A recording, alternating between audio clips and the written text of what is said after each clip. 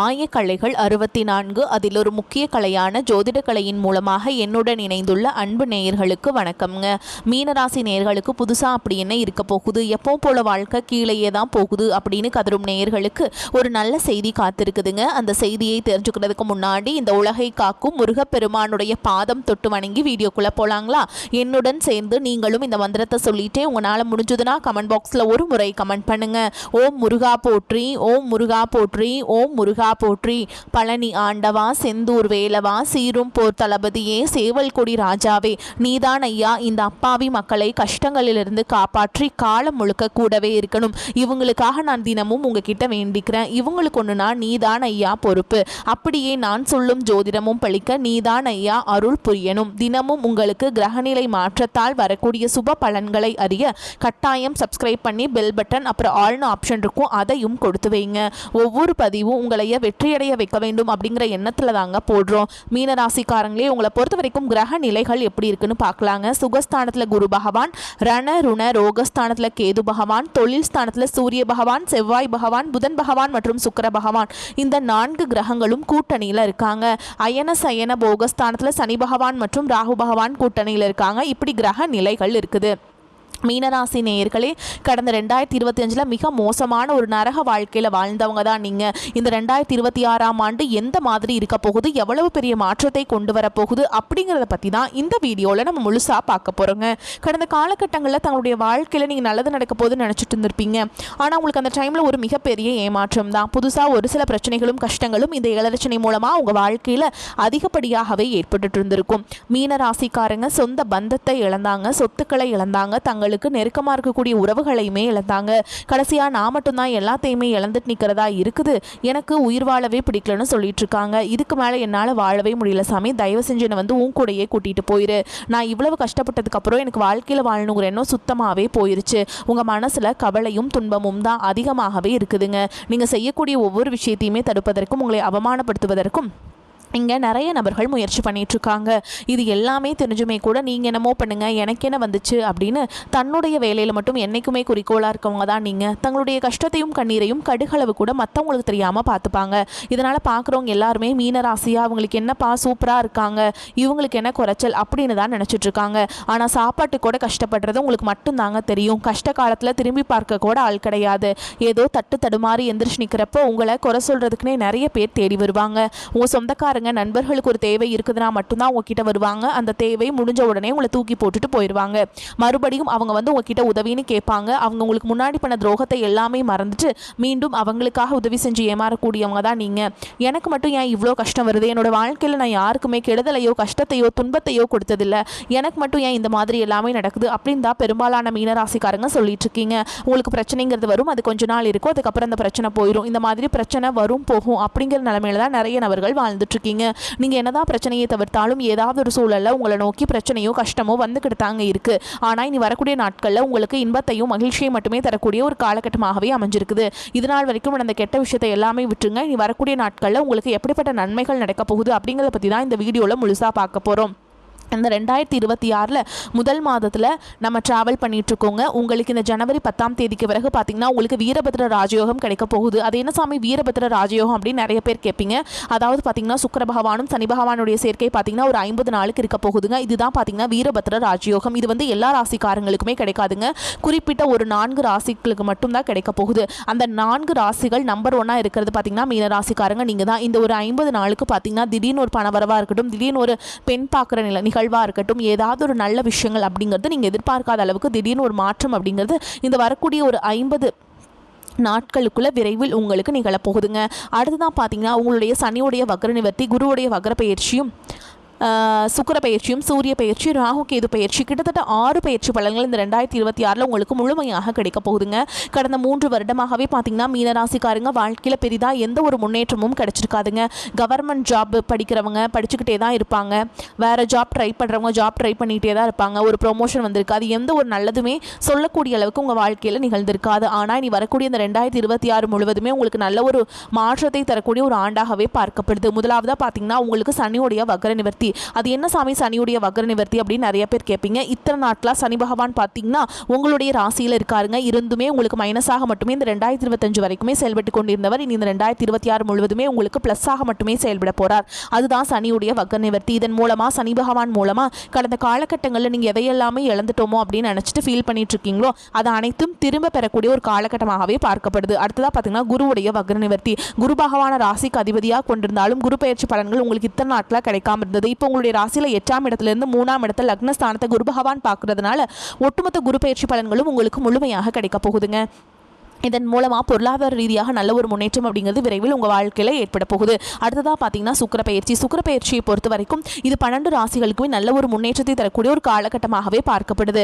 இருந்தாலுமே கூட உங்களுக்கும் இதன் மூலமாக நல்ல ஒரு தொடக்கம் அப்படிங்கிறது இந்த 2026 ஸ்டார்ட் ஆக போகுதுங்க. அடுத்ததான் பார்த்தீங்கன்னா ராகு கேது பயிற்சியானது மார்ச் மாதத்தில் தொடங்கி இருக்குதுங்க. ஐயோ ராகு கேது பயிற்சியாக சொன்னாவே மீனராசிக்காரங்க பயப்படுவீங்க. ஏன்னா ராகு கேது பயிற்சி நினச்சி ஒரு மைனஸான ஒரு நெகட்டிவான ஒரு வைப்பு தான் எல்லாத்துக்கிட்டையுமே இருக்குது. ஏன்னா அது கெட்டது, ஏதாவது அசம்பாவிதம் நடந்துடும், அந்த மாதிரி தாட்லேயே நிறைய நபர்கள் நினச்சிட்டு இருக்கீங்க. ஆனால் ராகு கேது பயிற்சியை பொறுத்த வரைக்கும் பார்த்தீங்கன்னா அதில் கேது பகவான் உங்களுக்கு உடல் சார்ந்த பிரச்சனை அனைத்தும் வரக்கூடிய நாட்களில் முழுவதுமாக நிவர்த்தி பண்ணிடுவாருங்க.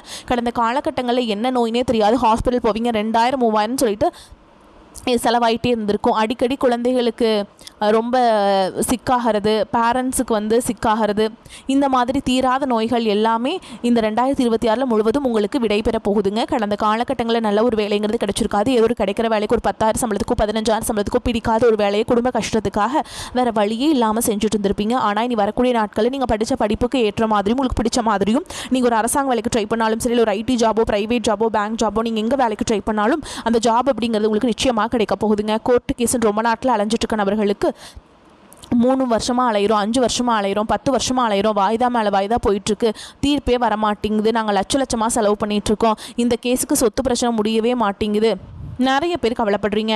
இந்த 2026 விரைவில் உங்களுக்கு சாதகமாகவே தீர்ப்பு வரப்போகுது. சொத்து பிரச்சனையும் உங்களுக்கு சாதகமாகவே முடியும். சனி பகவானுடைய பார்வையும் உங்களுக்கு நேரடியாகவே இருக்குது. இதன் மூலம் வருமானம் அப்படிங்கிறது பல வழிகளில் வரும். தொழிலில் லாபம் சற்று அதிகமாகவே கிடைக்கும். அரசியல்வாதிகளை பொறுத்த வரைக்கும் புதிய பொறுப்புகள், புதிய பதவிகள் எல்லாமே தானாகவே உங்களை சேரும். ராகு கேதுவால் உங்களுடைய செல்வாக்கு உயரும், உடல் ஆரோக்கியம் மேம்படும், சங்கடங்கள் நீங்கும். மறைமுகமாக உங்கள் தொழில் வாழ்க்கையிலும் சரி, இல்லற வாழ்க்கையிலும் சரி நிறைய நபர்கள் தொல்லை கொடுத்துருப்பாங்க. இனி அவங்களுடைய தொந்தரவுங்கிறது முழுவதுமாகவே இருக்காது. கடந்த காலகட்டங்களில் நீங்களும் ஒரு கம்பெனியில் இரவு பகல் பார்க்காம உழைச்சிட்டு இருந்திருப்பீங்க. உங்களுடைய சொந்த கம்பெனியாக நினச்சி வேலை செஞ்சுருப்பீங்க. ஆனால் உங்களுக்கு இதனால் வரைக்கும் சரியான ஒரு அங்கீகாரம் அப்படிங்கிறது கிடைச்சிருக்காது. உங்களுக்கு அப்புறமோ உங்கள் கூடயோ நிறைய நபர்கள் வேலைக்கு வந்திருப்பாங்க. அவங்களுக்கு நிறைய சலுகைகள் எல்லாமே கிடைச்சி நல்ல ஒரு முன்னேற்றத்திற்கு போயிருப்பாங்க. ஆனால் இனி வரக்கூடிய நாட்களில் உங்களுக்கு சம்பள உயர்வு, பதவி உயர்வு, உங்களுக்கு மேலே இருக்கக்கூடிய அதிகாரிகளுடைய ஆதரவு முதற்கொண்டு உங்களுக்கு கிடைக்க போகுதுங்க. இனி உங்கள் வார்த்தைக்கு மதிப்பு மரியாதை கிடைக்கும். அந்தஸ்தில் நீங்கள் எதிர்பார்த்த உயர்வுக்கு போக போகிறீங்க. தொழிலில் இருந்த தடைகள் விலகுவது மட்டும் இல்லாமல் சிலர் புதிதாக தொழில் தொடங்குவீங்க. உற்பத்தியில் இருந்த தடைகள் நீங்கி தொழிலை விரிவு செய்வீங்க. வரக்கூடிய நாட்களில் விற்பனை அதிகமாகும். ஏற்றுமதி இறக்குமதி தொழிலில் நல்ல லாபம் கிடைக்கும். நீங்கள் செய்யக்கூடியது சின்ன தொழிலோ பெரிய தொழிலோ நல்ல ஒரு வளர்ச்சி அப்படிங்கிறது நிச்சயமாக உங்களுக்கு ஏற்படும். இனி நினைச்சது எல்லாமே நடக்கும். தொழில் வியாபார தடைகள் அனைத்தும் விலகும். லாபம் அதிகமாக கிடைக்கும். முன்னேற்றம் உண்டாகும். வரவேண்டிய பணம் விரைவில் கைக்கு சேரும். குடும்பத்தில் நெருக்கடிகள் விலகும். செல்வாக்கு அந்தஸ்து உயரும். வெளிநாட்டு முயற்சிகள் வெற்றியை தரும். தெய்வ சிந்தனை அதிகமாகும். பெரியோர்களுடைய உதவிகள் கிடைக்கும். உறவுகளில் இருந்த சண்டை சச்சரவு முழுவதுமாகவே விலகும். புதிய நண்பர்கள் உங்களுக்கு உதவி செய்வாங்க. தொழிலில் ஏற்பட்ட நெருக்கடிகள் நீங்கும். முடங்கி கிடந்த நிறுவனங்கள் மீண்டும் இயங்கும். வியாபாரத்தில் எதிர்பார்த்த லாபம் கிடைக்கும். புதிய தொழில் தொடங்கக்கூடிய முயற்சிகள் கண்டிப்பாக உங்களுக்கு வெற்றியை தரும். கடந்த காலகட்டங்களில் திருமண நிலை அப்படிங்கிறது பார்த்தீங்கன்னா நிறைய பிரச்சனையும் சிக்கலுமே இந்த 2025 சரி 2024 சரி பிரச்சனையும் சந்திச்சிருப்பீங்க. ஆனால் இந்த 2026 திருமணம் ஆகாத நபர்களுக்கும் விரைவில் திருமண வாழ்க்கை அப்படிங்கிறது கைகூடும். காதல் அதிகமான தோல்விகளை மட்டுமே கடந்த காலகட்டங்களில் சந்திச்சிருப்பீங்க.